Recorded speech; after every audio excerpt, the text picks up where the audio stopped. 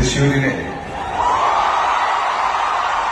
ഏറ്റവും പുണ്യവും പരിപാവനമായ ഒരു സ്ഥലത്ത് നിന്നാണ് ഏഷ്യയിലെ ഏറ്റവും വലിയ കലോത്സവമായ ഈ യുവജനോത്സവത്തിന്റെ കുട്ടികളോടും മറ്റുള്ളവരോടും ഞാൻ സംസാരിക്കുക എന്ന് പറയുന്നത് എന്റെ ഏറ്റവും വലിയൊരു ഭാഗ്യമായിട്ട് കരുതുന്നു, ഒരു പുണ്യമായിട്ട് കരുതുന്നു. അതിന് ഇടവരുത്തി തന്ന വടക്കും നാഥനെ ഓർത്തുകൊണ്ട്